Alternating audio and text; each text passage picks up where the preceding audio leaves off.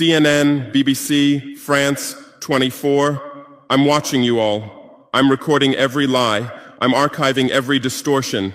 I am Ibrahim Traore, and today I'm pulling off your masks. Yes, you heard correctly.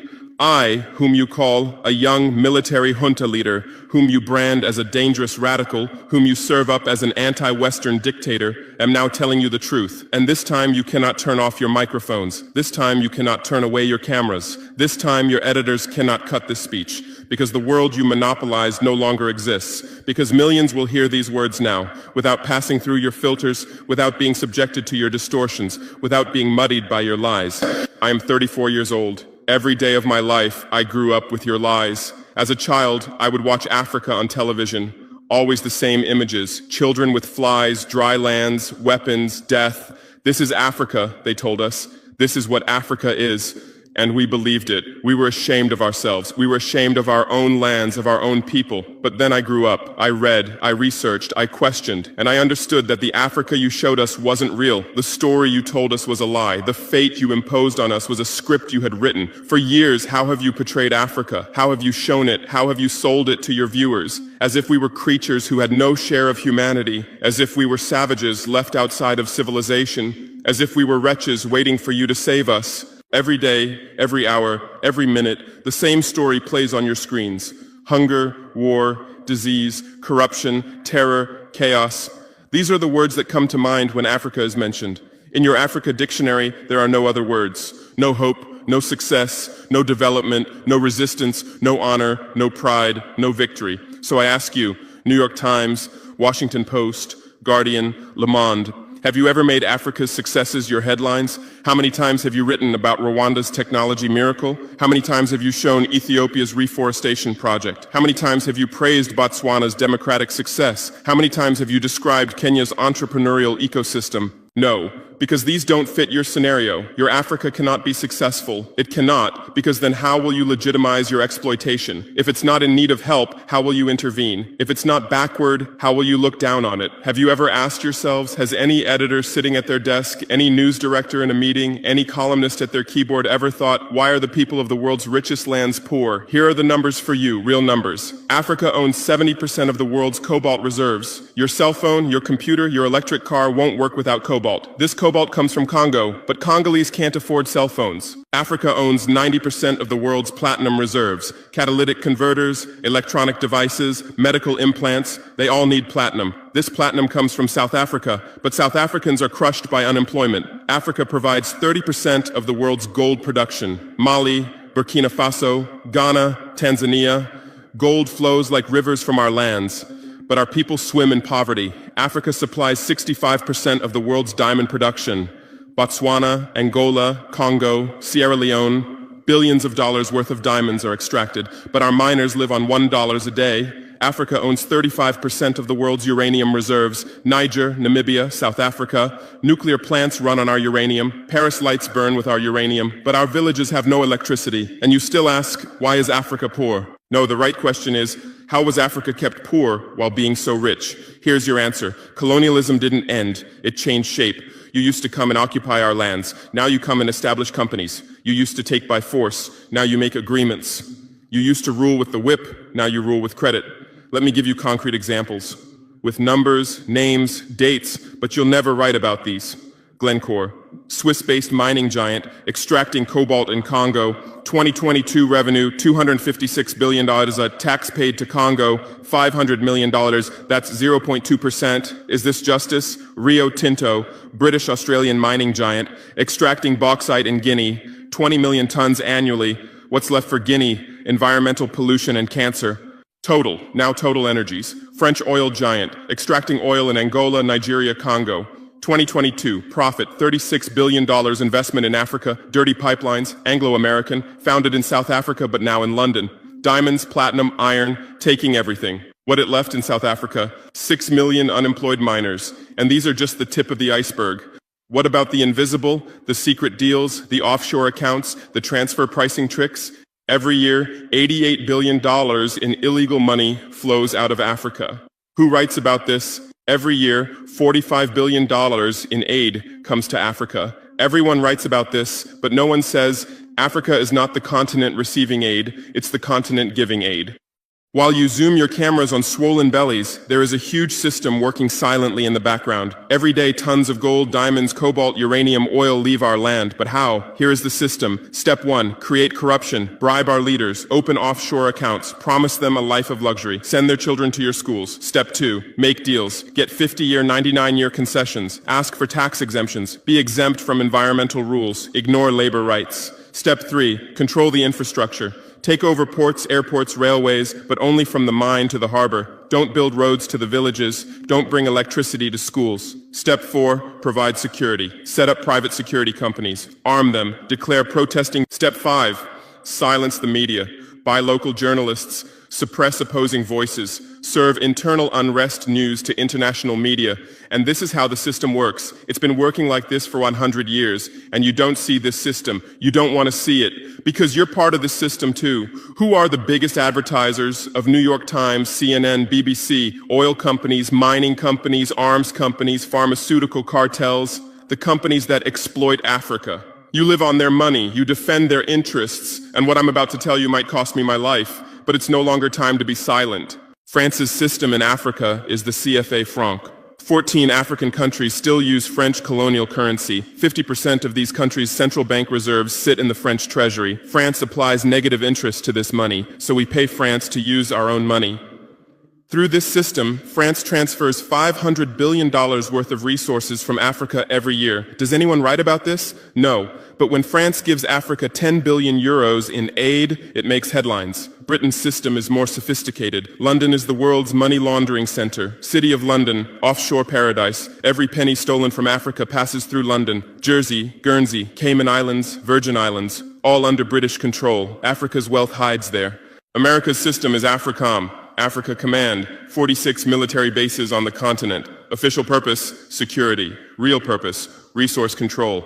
Drones in our airspace every day, listening devices everywhere. They say fighting terrorism, but it's not terrorists. It's people's leaders who are targeted. China is the new player, says win-win, builds infrastructure, gives credit, but in exchange for what? 99-year port concessions, mining rights, agricultural lands, debt-trap diplomacy, ask Sri Lanka, ask Zambia, and you write about none of this. Why? Because you're not free press. You're corporate press. Your bosses are billionaires. Jeff Bezos bought Washington Post. Why? For love of journalism? Rupert Murdoch's media empire, Fox News, Wall Street Journal, The Sun, The Times, all from the same hand, all giving the same message. West is good, others are bad. Carlos Slim is the largest shareholder of New York Times, Mexican billionaire. Where's his wealth from? Monopolized telecommunications, got rich off Latin America's back, now controls America's most respected newspaper. And you claim to do independent journalism? Who are your editors? Which schools did they graduate from? Harvard, Yale, Oxford, Cambridge? Always the same elite schools, always the same worldview, always the same prejudices. How are your reporters selected? How many languages does your Africa correspondent speak? French, English, that's all. Swahili, Hausa, Yoruba, Amharic, they don't know. They can't talk to the people. Your sources are always the same. Western diplomats, NGOs, experts, and then you come and lecture us. They killed Patrice Lumumba, January 12, 1961. CIA agent Larry Devlin confessed. Belgian mercenaries executed. They dissolved his body in acid, took his teeth as souvenirs. In 2022, that tooth was returned from Belgium to his family after 61 years. And what did you say then? Chaos in Congo. You didn't ask about the killers. You didn't investigate CIA documents. You didn't write about Belgium's crime. They killed Thomas Sankara, October 15, 1987. My hero, Africa's hope. Vaccinated 2.5 million children against measles and meningitis, planted 10 million trees, raised literacy rate from 13% to 73%, gave equal rights to women, banned FGM, ended corruption, sold Mercedes cars, used Renault 5, rejected IMF and World Bank. And most importantly, he said, we will not pay Africa's debts. We didn't make those debts. The puppets before us made them on behalf of colonizers. That's when he had to be killed, and they killed him. Who killed him? His best friend, Blaise Compaoré. With whose support? France. Want proof? Look at the Focart archives. Jacques Faucard, France's Africa Affairs advisor. Everything is written there. And what did you say? Military coup in Burkina Faso. You didn't write about Sankara's dreams. You didn't tell about his projects. You didn't show his successes. You just said, another dictator died, Muammar Gaddafi. Yes, he was a dictator. Yes, he was ruthless. But what had he done in Libya? Per capita income $12,000, Africa's highest, literacy rate from 25% to 87%, life expectancy from 51 to 74, free healthcare, free education, $50,000 for newlyweds, interest-free loans for homebuyers, $5,000 for new births, gasoline 14 cents per liter, great man-made river, irrigation project to green the desert, and Gaddafi's real crime, dream of United States of Africa, African Central Bank project, African Investment Bank, African Monetary Fund, and most dangerous, gold dinar, refusing to sell oil for dollars. October 20th, 2011, lynched in Sirte, Hillary Clinton laughed. We came, we saw, he died. Now look at Libya. 3 different governments, endless civil war, ISIS, Al-Qaeda running wild slave markets exist. Even CNN showed in 2017, oil being looted, weapons depots emptied, spread across Sahel. Do you call this democracy? Do you call this freedom? Do you call this success? And whose turn is it now? The Sahel, Mali, Niger, Burkina Faso. You want to make us Libya too. You want to make us Syria. You want to make us Iraq. But not this time, because we've awakened, because we've learned, because we've united. Operation Barkhane, France's Sahel adventure, 2013-2022. Official purpose, fighting terrorism. Real purpose, resource control, 5 through 100 French soldiers. €1 billion annual budget. What's the result? 2013, 500 terrorists in Mali. 2022, 5,000 plus terrorists in Sahel, tenfold increase. What kind of success is this? But what were French soldiers doing? Protecting Niger's uranium mines for Areva, Orano, securing oil pipelines for Total, controlling ports and railways for Bolloré, and fighting terrorism? No, the opposite. Terrorists couldn't come within 50 kilometers of French soldiers, but they could easily burn our villages. Why? Because chaos served their purposes. If there's chaos, they could stay for security reasons. MINUSMA, UN peacekeeping force. In Mali, 15,000 soldiers, 1.2 billion annual budget. 10 years, result, 300 plus. UN soldiers died. Thousands of civilians died. Terror didn't decrease, it increased. And now you say Wagner is dangerous. Russians are taking over Africa. Wagner came. 1,000 soldiers. What happened in 6 months? Terrorists fled. Villages are safe. Mines are working. People are at peace. What's the difference? Wagner is an ally we invited. France is an occupier who came by force. Wagner follows the agreement. France blackmails. Wagner brings results. France produces excuses. But you don't write the truth. You say Russian mercenaries. Well, what is French Légion étrangère? Aren't they mercenaries? What is American Blackwater Academy? What is British G4S? What is Israeli Black Cube? They are security companies. Wagner is a threat. Why? Because Wagner isn't yours. And the terrorism issue? Who created this terror? Who founded Al-Qaeda? 1980s, Afghanistan, CIA, Pakistan ISI, Saudi money, against Soviets. Bin Laden was CIA's man. You called them freedom fighters. Who supported Taliban? Again, you. Heroic mujahideen against Soviet occupation. You gave weapons, gave money, gave training, then you lost control. How was ISIS born? 2003, Iraq invasion. You toppled Saddam. You disbanded the army. You banned Ba'ath Party. You tortured in Abu Ghraib, and those people became ISIS. Then Syria. You said Assad must go. You said moderate rebels. You gave weapons. Those weapons went to ISIS, went to al-Nusra. You destroyed Libya. Who looted Gaddafi's weapon depots? Where did those weapons go? To Mali, to Niger, to Burkina Faso, to Nigeria, to Chad? Who strengthened Boko Haram? In 2009, Nigerian police killed their leader Mohammed Yusuf. Extrajudicial execution. What did you say? Nothing. Where were your human rights organizations? Silent. Then revenge started. Boko Haram radicalized. But where did they find weapons? From Libya that you destroyed. And now you come to lecture us about fighting terrorism. You're helping us clean up the monsters you created? No, we've seen the game now. Terror is your Trojan horse. You come with the excuse of terror, you stay, you exploit. But it's over now. We'll provide our own security, we'll fight with our own methods, and we'll win. Because we are the children of this land. We know this land, we know these people. We can distinguish terrorist from villager. We don't fight from drones, from satellites, from 10,000 kilometers away like you. And we're winning. In Mali, in Niger, in Burkina Faso, terror is ending. Villages are safe. People are hopeful. Because now our own army, our own police are fighting, not for foreigners, but for the people. But you can't digest this. You say democratic backsliding. You say human rights violations. Which democracy? Which human rights? How many people are detained without trial in Guantanamo? What happened in Abu Ghraib? Who did you kill in Bagram? Who did you torture in CIA's black sites? Why is Julian Assange in prison for exposing your war crimes? Why did Chelsea Manning spend years in prison for leaking the truth? Why is Edward Snowden a fugitive for revealing you spy on everyone? And you lecture us about human rights. How many civilians died in your drone strikes? You say collateral damage and move on. How many weddings did you strike in Pakistan, Yemen, Somalia?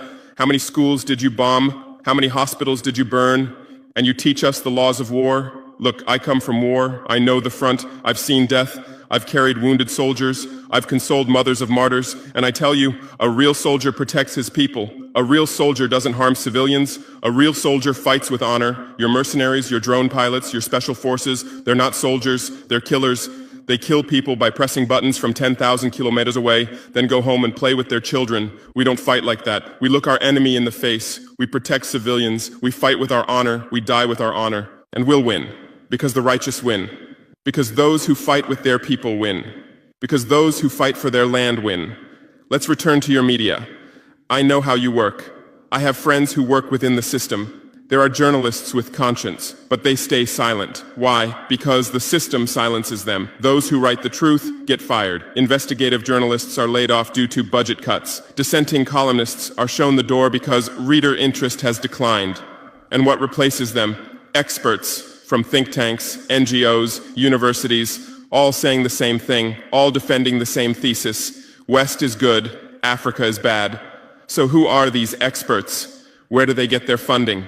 National Endowment for Democracy, NED, American democracy exporter, CIA's legal arm, has fingers everywhere, funds opposition, directs media, creates civil society. Open Society Foundations, George Soros's organization, says open society, but open for whom? Open to what? Open to exploitation, open to intervention, open to manipulation. Ford Foundation, Rockefeller Foundation, Bill and Melinda Gates Foundation, all in Africa, doing aid. But what do they get in return? Control, data, influence. And your media is their trumpet. You headline, Gates is saving Africa. But you don't say, how many African children were paralyzed by Gates's vaccine trials? How many farmers committed suicide because of Monsanto seeds? You're masters at storytelling, but always the same story. White savior. Remember Live Aid? 1985. We Are the World, charity concert for Africa, millions raised. What came to Africa? Corruption increased, dependency increased, but it was a great story for you. Bob Geldof became a hero. Musicians looked conscientious. Viewers felt good about themselves. Africa remained hungry. Remember Kony 2012? Viral video. Stop Joseph Kony. 100 million views. Result? Kony is still free, but the video maker got rich. Invisible Children organization collected millions. What came to Uganda? American soldiers. And you present these as success stories. Angelina Jolie, Madonna, Bono, all Africa volunteers. They come, take photos, adopt children, leave. And you say, interest in Africa increased. What interest? Whose interest? Interest for what? Madonna adopted from Malawi. You made headlines. But 100 children die from malaria every day in Malawi. You didn't write that, because that news doesn't sell. Bono became Africa's spokesperson, raised billions with U2 concerts, but moved his company to Netherlands to avoid taxes. Money stolen from Africa also passes through Netherlands. Did you write about this? George Clooney campaigned for Darfur, said save Darfur. Result? Sudan split. Oil remained in South Sudan. South Sudan is now in civil war. Who's getting the oil? Take a guess. And you always present these as humanitarian aid. But these are imperialism's soft face. These are exploitation's PR. Let me give you real numbers. Every year, 134 billion in aid and investment comes to Africa. Every year, 192 billion in resources leave Africa. Net loss, $58 billion every year. But you only write about the incoming $134 billion. You don't write about the outgoing $192 billion. Why? Because then people will ask, why does Africa need aid? Illicit financial flows, 88.6 billion year multinational corporations profit transfers, 48.2 billion year debt interest, 17 billion year brain drain cost, 13.8 billion year climate change cost, 10.6 billion year illegal logging, 17 billion year illegal fishing, 1.3 billion year total, 192 plus billion dollars every year. This much resource leaves Africa every year. But what are your headlines? EU announces 20 billion euro aid package for Africa. China gives Africa $60 billion in credit. America grants Africa $8 billion. People read these and think how generous they are, how charitable, how ungrateful Africa is. But the truth is the opposite. Africa is financing your standard of living. Africa is subsidizing your prosperity. Africa is making your technology possible. The cobalt in your iPhone from Congo, the lithium in your Tesla from Zimbabwe, the tantalum in your computer from Rwanda, your jewelry from Botswana, your chocolate from Ivory Coast, your coffee from Ethiopia, your oil from Nigeria, your uranium from Niger. And what do we get in return? Debt, poverty, humiliation, but enough. This game will end now because we've awakened. Our youth are sharing the truth on social media. Bar France out hashtag used 100 million times. Africa is bleeding 50 million. On Stop Exploiting Africa, 75 million. And what are you doing? You say Russian bots. You say Chinese propaganda. You say disinformation. No. These are real voices of real Africans. This is real anger. This is real awakening. There are millions of youth on TikTok, videos celebrating French soldiers leaving, images applauding Wagner's arrival, content explaining the truth on Twitter, Instagram, Facebook. The same voice everywhere. Enough! And you're panicking because you're losing control. You're losing the narrative. You're losing the monopoly. You established fact-checking organizations. Africa Check, AFP Fact Check. Who funds these? Facebook, Google, Bill Gates. The same system again. What are you checking? Whose facts are you defending? We say France exploits $500 billion a year. You say false. Only $440 billion. As if that changes the situation, as if 440 billion is little. We say Wagner has been successful. You say Wagner violates human rights. Well, what were French soldiers doing? Bombing Fulani villages, arming Dogon militias, accidentally striking weddings. Your hypocrisy is so obvious that no one believes you anymore. Remember what Anderson Cooper said on CNN? Democracy is declining in Africa. Which democracy, Anderson? Your democracy? America's democracy? Your Capitol riot, January 6, 2021. You said, attack on democracy. 5 people died. Our Sankara assassination, October 15, 1987. You said, internal matter. 1 person died. But that person was the hope of 20 million people. In your elections, corporations fund candidates, lobbyists write laws. You call our elections rigged. In your country, police kill blacks. George Floyd, Breonna Taylor, Ahmaud Arbery. You lecture us about police violence. On BBC, Kasia Madera presents Africa News. Polish origin. How many years has she lived in Africa? How many African languages does she speak? But every day she speaks as an Africa expert. Africa is like this. Africa is like that. On France 24, cameramen, editors, producers, most are French. Even Africa correspondents are mostly French, and they do objective journalism. Even Al Jazeera. Qatar funds it. What business does Qatar have in Sahel? But every day they report Sahel crisis.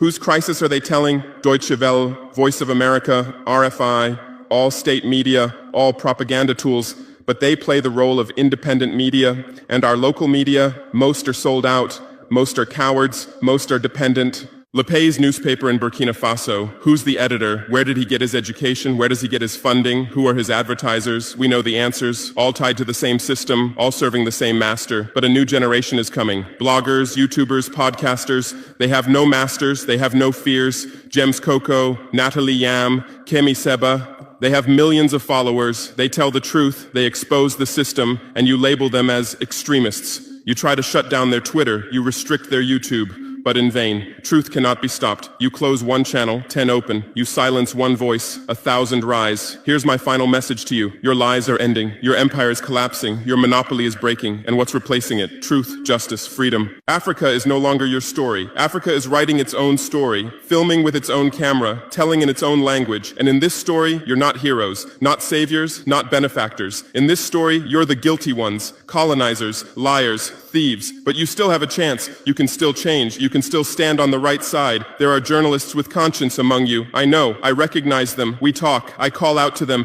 Gather your courage. Write the truth. Rebel against the system. You might get fired. You might become unemployed. You might be threatened. But you'll be on the right side of history. You'll look at your children's faces without shame. Your conscience will sleep peacefully. And Africa won't forget you. Africa remembers its friends and its enemies. Be like Edward Snowden, be like Julian Assange, be like Daniel Ellsberg, stand with the truth, or continue with your lies, continue with your blindness, continue with your complicity, but know that your end is coming. Your viewers are decreasing, your credibility is eroding, your power is depleting. The new generation doesn't believe you, the new generation doesn't listen to you, the new generation rejects you, and that new generation in Africa is 600 million people, 60% under 25 years old, educated, connected, angry. They are my army, they are my weapon, they are my victory, and with them we're building a new world, a world without lies, without exploitation, without humiliation. In this world, Africa will be free, Africa will be strong, Africa will be a leader. And you'll remain just as a bad memory, a shameful footnote, a cautionary example. Future generations will read in history books. At the beginning of the 21st century, there were some media organizations. They lied, they served exploitation. Then Africa awakened and they disappeared. That's your end. Inevitable, unchangeable, certain. I am Ibrahim Traore, not Burkina Faso's leader, but its servant. Not Africa's dictator, but its child. And not your nightmare, but your mirror. Look well at this mirror. See yourself, see your lies, your hypocrisy, your crimes, and prepare, because Judgment Day is coming. Africa is awakening. The world is changing. Justice is manifesting. And you'll just watch. You won't be able to do anything else. Because history is on the side of the people. Truth is on the side of the oppressed. God is on the side of those who persevere. And we persevered. We persevered for 500 years. Now it's time for victory. Your lies are finished. Your masks have fallen. Your game has ended. Africa is free. Africa is strong. Africa is victorious forever.